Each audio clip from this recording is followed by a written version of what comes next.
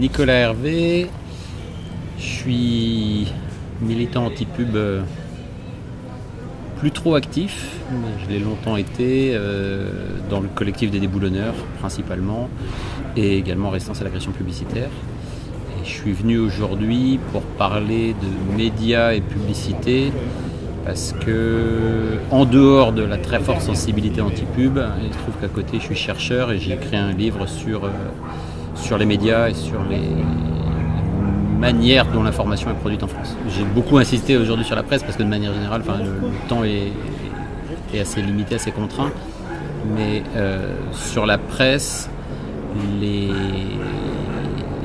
enjeux, c'est qu'en gros, sur la presse d'information générale, la publicité doit représenter à peu près un tiers des revenus. Et alors on lui prête plusieurs problèmes. Donc le premier problème, celui qui saute aux yeux et qu'on a tendance à prendre comme le principal problème, va être l'influence sur la ligne éditoriale en disant qu'il peut y avoir des pressions pour dire attention, si tu parles de tel sujet, l'annonceur va retirer ses budgets publicitaires parce que tu vas l'avoir critiqué et que donc il y a des sujets qu'il vaut mieux éviter parce qu'ils sont pourvoyeurs de financement publicitaire.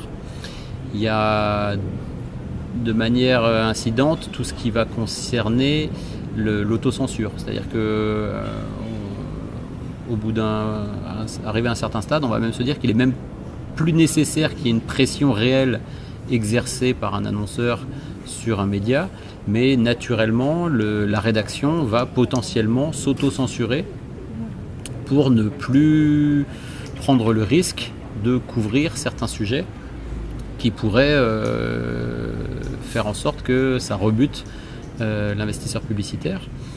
Et donc ça, c'est déjà plus problématique parce que sans que les choses soient formalisées, soient clairement dites, les journalistes vont d'eux-mêmes potentiellement refuser de traiter ou ne pas chercher à traiter certains sujets. Il y a une autre influence qui celle-là par contre est très visible dans la presse, c'est que pour attirer des revenus publicitaires, on fait en sorte de créer un cadre qui est propice. Et donc c'est toutes les pages rédactionnelles sur des sujets qui a priori n'intéressent quand même globalement pas grand monde. Certaines pages culture, je dis pas toutes mais certaines, les pages mode, style, les tests de voitures de luxe, ces choses-là, qui concernent très très peu de monde, mais qui par contre sont là pour attirer certains revenus publicitaires, notamment tout ce qui est luxe et haut de gamme, qui eux par contre sont très lucratifs. Un des derniers problèmes, c'est avec ce qui se passe maintenant sur Internet. Donc l'information est aussi beaucoup maintenant produite et disponible sur Internet, et on n'est plus dans les mêmes tempos. Avant, les journalistes travaillaient toute la journée et le contenu était publié le lendemain matin dans l'édition papier. Maintenant, ils vont travailler pour produire un article qui va être en ligne dans le quart d'heure ou la demi-heure qui suit, et avec le besoin toujours plus pressant que quand il y a une actualité, il faut qu'elle soit couverte par le média très rapidement pour faire en sorte que le lecteur puisse la lire, la consulter sur le site du média en question, avec la crainte qu'il aille voir ailleurs si jamais il ne trouve pas l'information sur son site favori. Et derrière tout ça, cette course elle est médiatée, c'est parce que derrière il y a la course à l'audience et aux revenus publicitaires.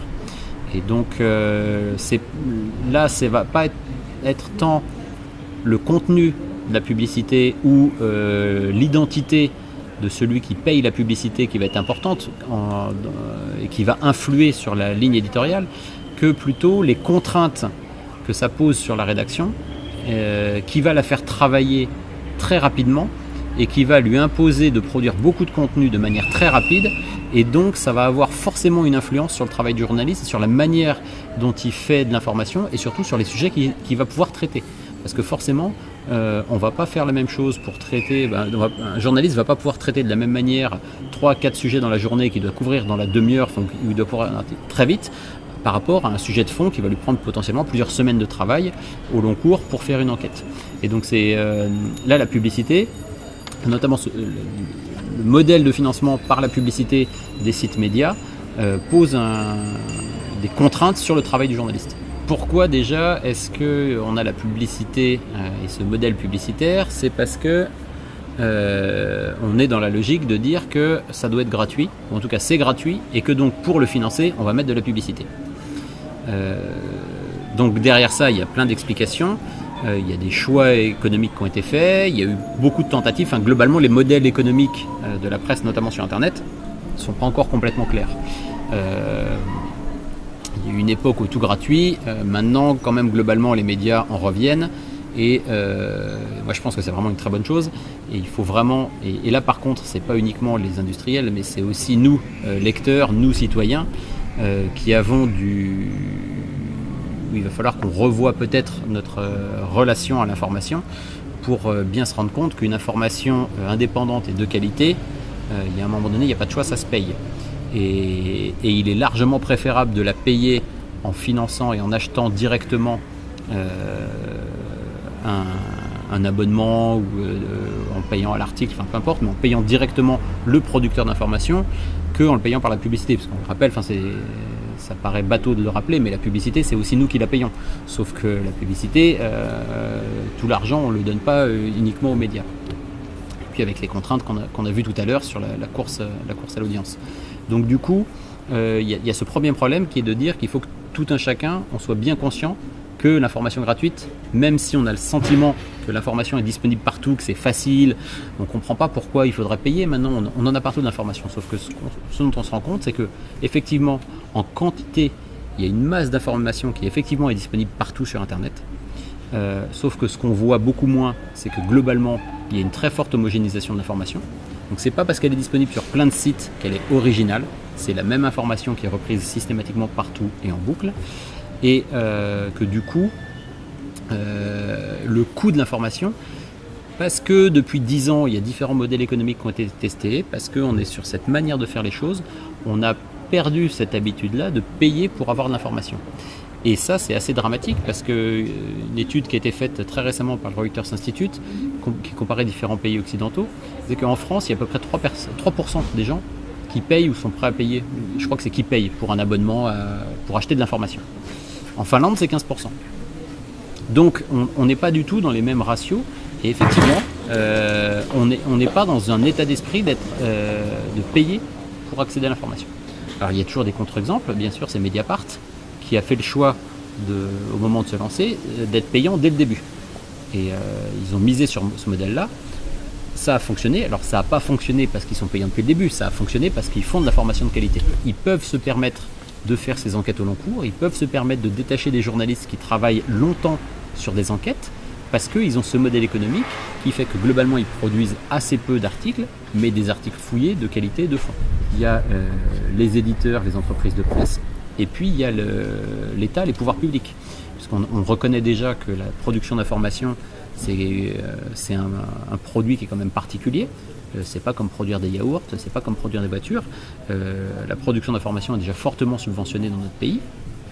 Mais il y a beaucoup à dire sur la manière dont les subventions sont distribuées. Il y a différents types de subventions. Il y a beaucoup de choses à dire sur le fait que, par exemple, dans les principaux médias qui touchent des subventions publiques, directes ou indirectes, il y a beaucoup de magazines télé.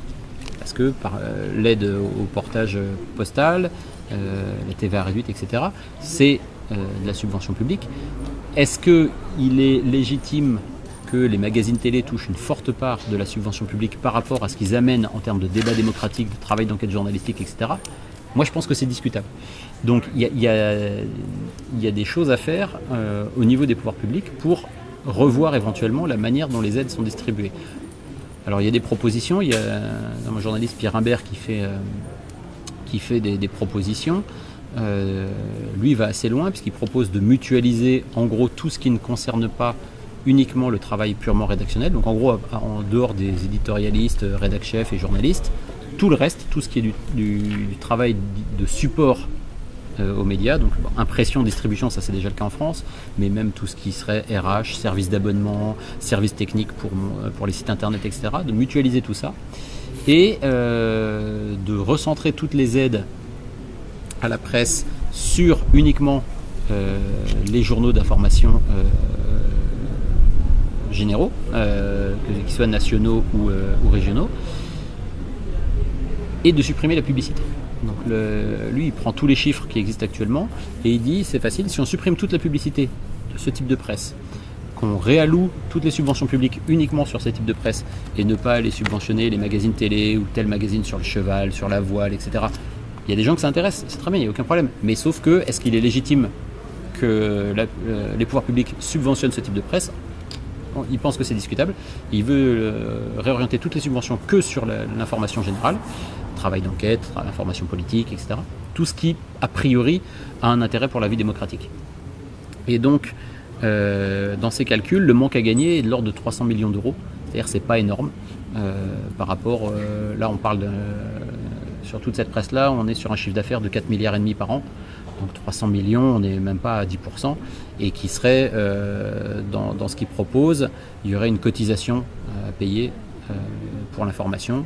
Je ne précise pas le périmètre exact.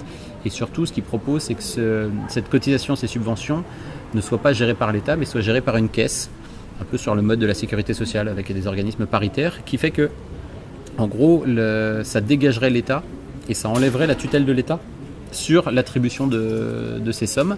Et la seule condition pour bénéficier de ces subventions, ce serait bien sûr d'être une presse d'information générale, politique générale, et de ne pas avoir de publicité.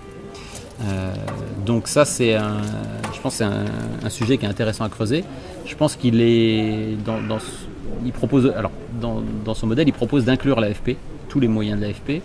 Et par contre, il n'aborde pas le deuxième pendant, alors qui n'est pas directement lié à la publicité, mais qui aujourd'hui en France, on s'en rend compte, est très prégnant dans les contraintes qui pèsent sur les rédactions, dans la manière dont elles ont de travailler, c'est l'actionnariat. Et on observe depuis 10-15 ans une très forte concentration des actionnaires dans les entreprises de presse. Et donc ça fait aussi partie, c'est pas lié à la publicité, mais ça fait aussi partie des fortes contraintes qui pèsent sur la presse et sur la manière dont les entreprises de presse sont gérées aujourd'hui. Et donc du coup, il faut traiter le problème dans son ensemble. Mais donc oui, il y a des modèles, alors il y a quand même des points positifs, c'est que on a vu Mediapart là, qui va fêter ses 10 ans je crois, mais il y a d'autres médias qui se lancent sur le même mode.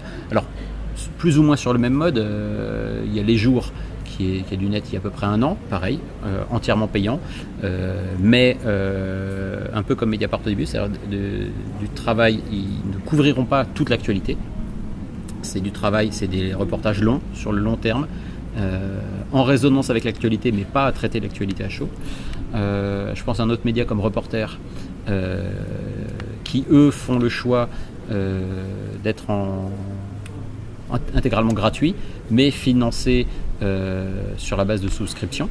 Et donc ils ont des salariés et c'est un média qui fonctionne parce qu'ils sont sur une niche, le traitement en gros de l'actualité environnementale, et qu'il y a des gens que ça intéresse et qui sont prêts à payer pour cette information.